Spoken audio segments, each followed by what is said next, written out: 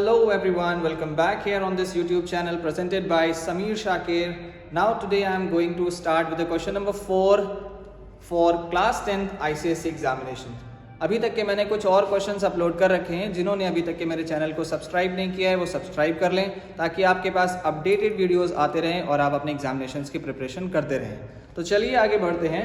From question number 4 that is a conditional based question. ठीक है. The first one is Priya is a talented sprinter.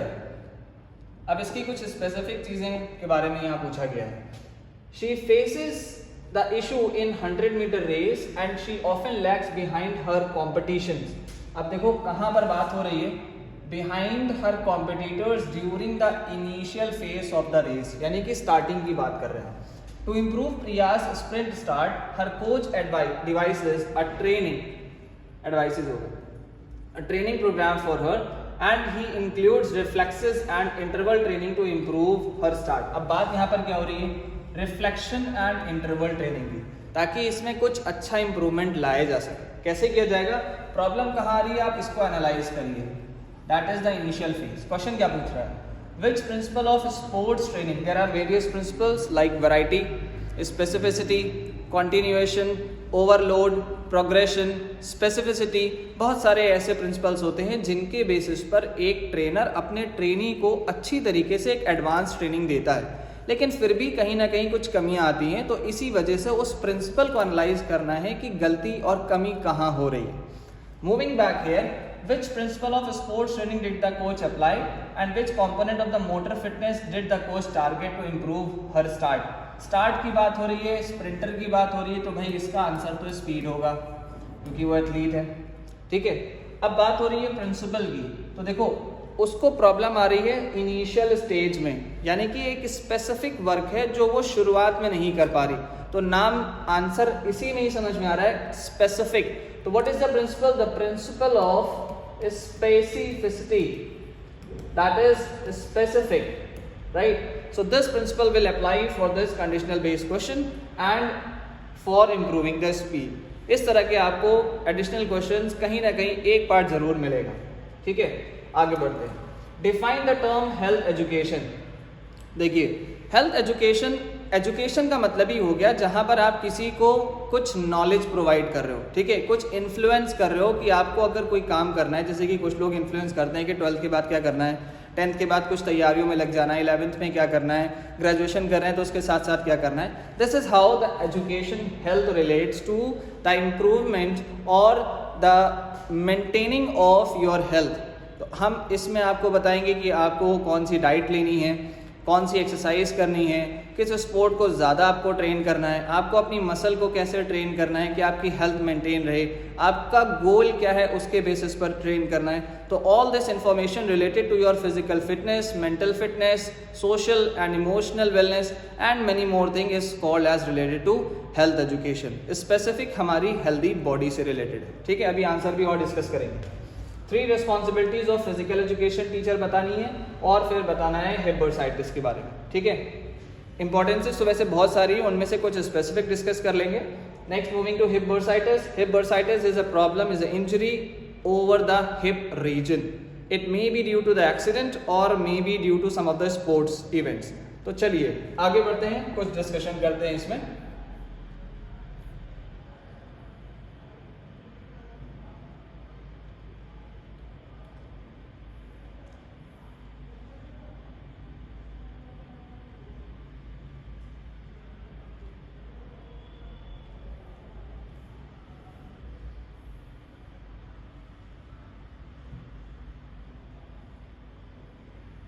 देखिए भाई, यहां से तो आपको आंसर क्लियर हो रहा है. द प्रिंसिपल ऑफ स्पेसिफिसिटी, पहली चीज तो मैंने बता दी है.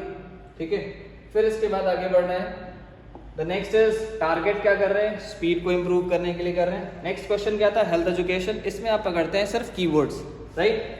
That is people learn to promote, maintain and restore what, health. बात हो रही थी हेल्थ एजुकेशन, तो हमें हेल्थ के बारे में बताना है कि हमें कैसे अपने आप को फिजिकली फिट रखना है, हेल्दी बॉडी रखनी है.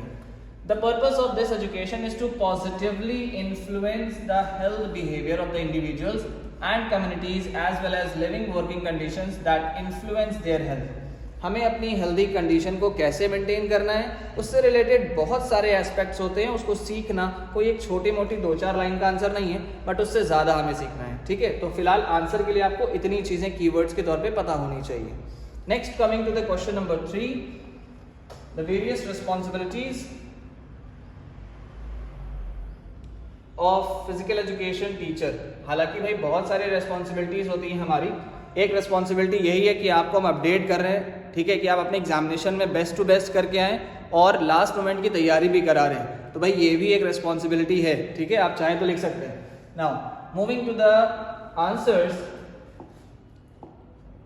To teach students skill useful to take part in physical activities and sports. पहली चीज, to organise and supervise the physical education activities. कई स्कूल्स में, कॉलेजेस एंड यूनिवर्सिटीज़ में, क्लब्स में आपके कई सारे इवेंट्स होते हैं। उन इवेंट्स को टाइमली कंप्लीट कराना, उन्हें ऑर्गेनाइज करना, मैनेज करना, ये भी एक फिजिकल एजुकेशन टीचर का एक बहुत बड़ा रोल है, ठीक है। Next is to motivate the students. एक पुश देना, एक एनर्जी क्रिएट करना बच्चों में कि आज अच्छा किया है, इससे अच्छा और इम्प्रूव कर सकते हैं। लेवल हमारे बहुत ज़्यादा हाई होते चले जाते हैं जैसे जैसे कंपटीशन में बढ़ रहे हैं, तो बच्चों का उत्साह बढ़ाना, मोटिवेट करना, एक उन्हें एनर्जी देना, this is also a role of PE teacher. To analyse the performance. अब बच्चा कहाँ लैग बिहाइंड कर रहा है, जैसे इससे पहले क्वेश्चन आया कि फिजिकल एजुकेशन टीचर वहाँ क्या कर रहा है। वो देख रहा है कि भाई एक बंदे को स्पेसिफिसिटी की कमी है कि वो इनिशियल स्टेज को लैग बिहाइंड कर रहा है। उसे इम्प्रूव करने के लिए हमने उसकी स्पीड पे स्टार्टिंग में काम किया। वही चीज़ है कि आप उसके परफॉर्मेंस को जज करो ट्रेनी के और आप उसे सही जगह पे लेकर के आओ। Next is to prepare the students for PEd examination. जैसा कि अभी मैं आपके लिए कर रहा हूँ, एग्जामिनेशन के लिए प्रिपेयर कर रहा हूँ, अच्छे से पढ़ लो। बहुत सी चीज़ें आगे ऐसे बताता रहूँगा कि आपको ट्रिकीज एंड कुछ ऐसी चीज़ों को बेसिस पे काम करना है जो लास्ट मोमेंट में आपके काम आने वाली हैं। तो अभी तक के सब्सक्राइब नहीं किए हो तो भैया करके रखना, दोस्तों को भी शेयर करना। लास्ट मोमेंट पे जो मेरी वीडियोस आने वाली हैं वो बहुत इंपॉर्टेंट होंगी, ठीक है। Now moving to the next one, that is hip bursitis. It is a inflammation of the bursa. ये इन्फ्लेमेशन है क्या? That is a fluid filled between the joints और अराउंड इट। तो यहाँ पर आपके जॉइंट के आसपास एक ऐसा फ्लूइड भर जाए जिससे कि आपको चलने फिरने में प्रॉब्लम हो या एक्सरसाइज करने में प्रॉब्लम हो, that is called as a hip bursitis. ये जो हिप बर्साइटिस होते हैं दो तरीके के होते हैं, एक होता है ट्रॉन्कैटर बर्सा, एक होता है इलिप्सिस बर्सा। ये दोनों बर्सेस आपको अपनी टेक्स्ट बुक में डिटेल में मिलेंगे, कभी किसी दिन और क्लास लेंगे तो उसमें डिटेल में बताएंगे। अभी आपको सिर्फ इसके दो नाम अगर याद रहें तो याद रखना, एक ट्रॉन्कैटर और एक होता है ellipsis, right. Now there are various causes. आप भाई गिर गए, चोट लग गई, हिप बोन पे इंजरी हो गई तो भी हो सकता है। Banging on hip on any hard surfaces. Hip के बेसिस पर कभी गिरना मोस्टली ये उन लोगों को होता है जो डांसिंग एक्टिविटीज या जिम्नास्टिक करते हैं, उनके जर्क की वजह से, बैंग डाउन की वजह से उनके हिप बर्साइटिस की प्रॉब्लम आ सकती है। Next is repetitive pressure. Hip पे बार बार जोर देना या बार बार कोई स्पेसिफिक हैवी वेट एक्सरसाइज करना। And the people those who bike, run और stand for a long time period. एक ही एक्टिविटी को लंबे समय तक के परफॉर्म करके रखना और उसी सेम पोजीशन पे रहने की वजह से हिप बर्साइटिस की प्रॉब्लम आ सकती है। There are other main also causes, but आपको इतने ही याद रखने हैं 3-4 point, that is sufficient for your writing for 3 marks in examination. तो अभी तक के हम लोग ने क्वेश्चन नंबर 4 डिस्कस कर लिया है। अब इसके बाद हम लोग अपनी वीडियो में आएंगे next for the games part, जिसके लिए आप बहुत ज़्यादा कंफ्यूज होते हैं। बहुत से बच्चों को नहीं याद होता है, नहीं तैयारी होती है, और स्पेसिफिक लड़कियों को नहीं होता क्योंकि they can be easily writing this theoretical material, but वो स्पोर्ट्स में थोड़ा सा वीक होती हैं। कोई बात नहीं, मैं हूँ ना, तो आप लोग को मैं तैयार कराऊंगा इंशाल्लाह और पूरी कोशिश करूंगा कि आपके ज़्यादा से ज़्यादा नंबर आएँ। 100 आउट ऑफ 100 की कोशिश तो है, बट थोड़ी सी मेहनत आपको भी करनी है। Till then, take care all of you and just subscribe the channel and wait for the next videos. Take care all of you.